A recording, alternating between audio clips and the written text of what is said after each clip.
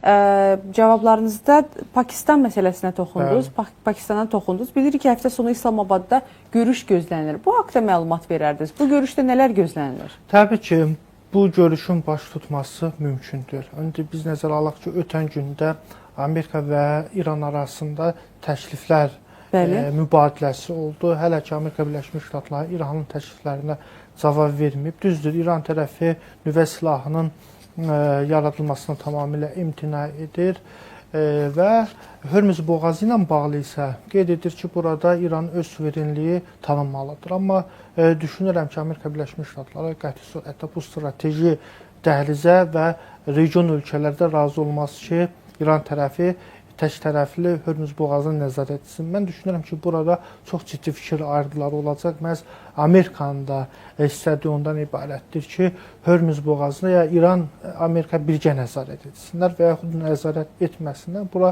beynəlxalq status daşısın.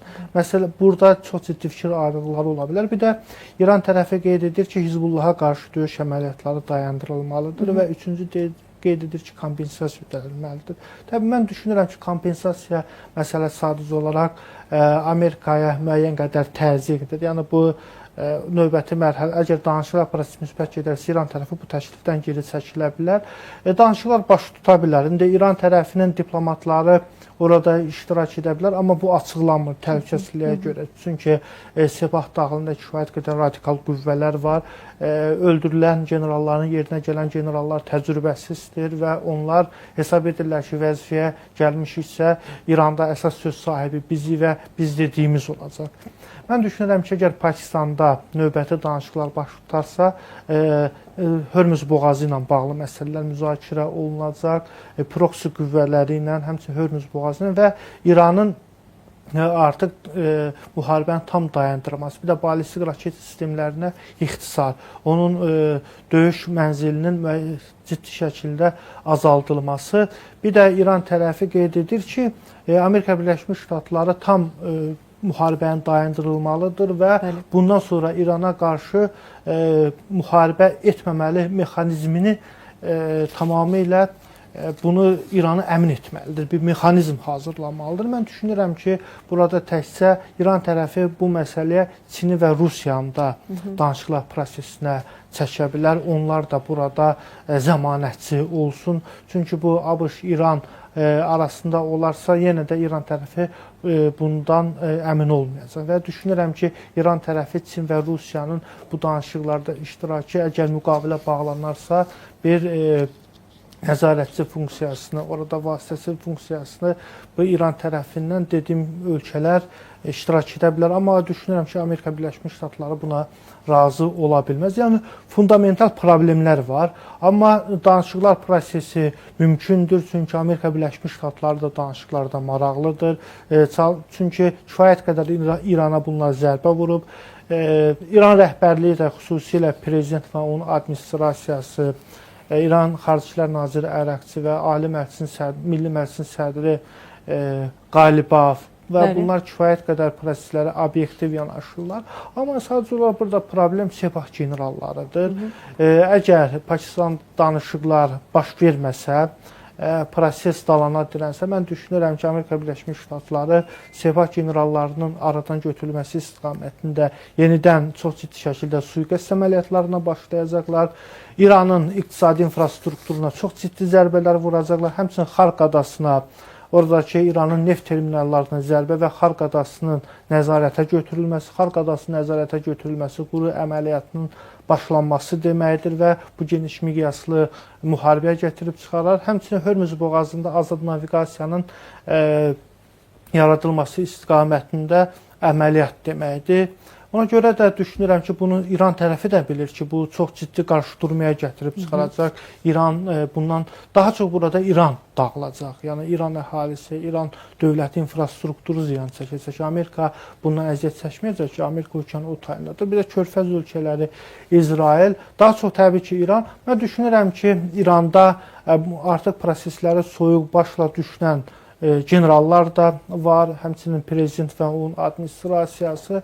Yəni məsələni oturub danışıqlar yolunu həll etmək olar. Necə Amerika Birləşmiş Ştatlarda prezidenti danışıqlarda maraqlıdır və düşünürəm ki, əgər İran radikal mövqeyini qoruyub saxlasa, bu İran üçün fəlakət olacaq. Müharibə bir ay yox, 6 ay da davam etsə, yəni də bu İran üçün mənfi senarilər deməkdir. Bir də ki, Məhəmməd bəy, insana qəribə gələn, məsəl üçün, açıqlamalar oxuyanda Donald Trumpla Əraqçının arasındakı ziddiyyətdir. Yəni, heç bir halda bir uyğunluq görmürsə, məsələn, Əraqçı qeyd edir ki, Trumpla birbaşa əlaqəmiz yoxdur. Lakin Trump qeyd edir ki, biz daim əlaqədəyik.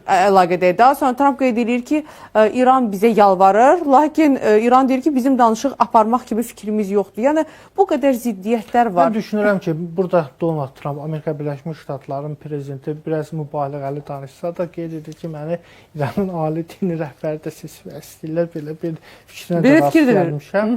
Kütləvi informasiya vasitələrində qeyd olunur. Amma düşünürəm ki, Marco Rubio da bu məsələdə İranla bağlı qeyd edir ki, danışıqlarda irəliləş var. Birbaşa təmas olmasa da, amma Əraqçı ilə Trumpın xüsusi nümayəndəsi Utkov arasında telefon danışıqlarının olmasına istisna etmirəm.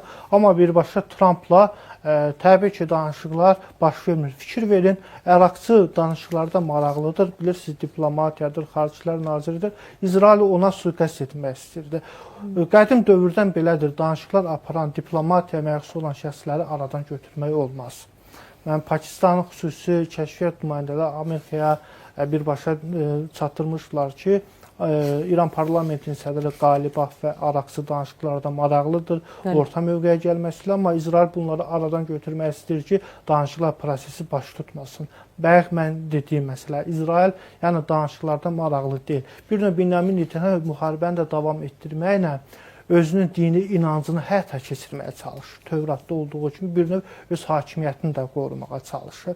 Və hesab edirlər ki, bununla vəd olunmuş torpaqlar ideologiyasını bunlar genişləndirəcəklər 21-ci əsrdə.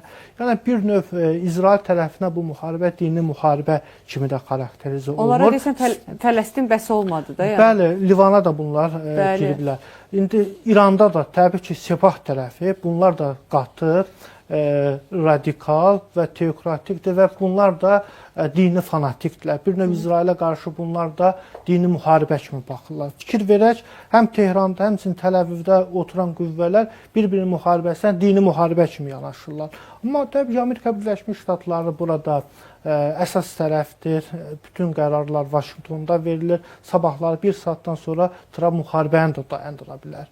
Və düşünürəm ki, İsrailə də çox ciddi təzyiq edə bilər. Təbii ki, Amerikanın dövlət ağlı, dərin dövləti bunu edə bilərlər. Amma Amerika Birləşmiş Ştatlarının 47 ildir ki, strateji planı İranda rejimi dəyişmək, İranı çökdürmək və Rusiya, Çin, İran zəncirini qırmaqdan ibarətdir. Bir qütblü dünyada, yeni dünya siyasi nizamında Amerikanın fövqəli dövlət statusunu daha da möhkəmləndirməkdir. Yəni, plan bundan ibarətdir və düşünürəm ki, Amerika bu plana da nail olacaq.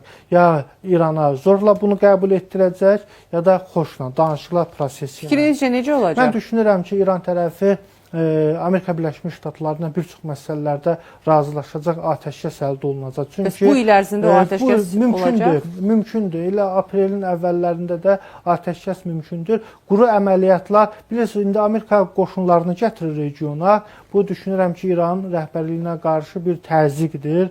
Quru əməliyyatları bilirsiniz ki, Amerika Birləşmiş Ştatları üçün çətin ola bilər. Çünki İranın coğrafi mövqeyi həmçinin kifayət qədər quru qoşunları yerindədir, silahlı qüvvələri yerindədir və bu Amerika üçün uzun müddətli müharibə ola bilər və bu da Donald Trumpın siyasi karyerasına da mənfi təsir edə bilər. Onsuz da baş verən müharibə Donald Trump üçün daxildə mənfi image yaradır. Yəqin ki, eyni zamanda da bu müharibənin bitməsini hamıdan çox gözləyən insanlardan biri də Vladimir Zelenskidir. Çünki hal-hazırda Donald Trumpın bütün fikri İran məsələsindədir və Rusiya-Ukrayna məsələsi qalıb. Bu məsələyə də istəyərdim qısaca toxunaq. Təbii ki, bilirsiniz, Vladimir Zelenski Səudiyyə Ərəbistanındadır. O, İranın hücumundan müdafiə üçün Səudiyyə Ərəbistan danışıqlar aparır və düşünürəm ki, Səudiyyə Ərəbistandan da müəyyən məbləğlərdə pul almaq istəyir. Bilirsiniz, kifayət qədər Səudiyyə Ərəbistan kifayət qədər vəsaitə malikdir. Öz yardımı təklif edə bilər. Bu normaldır.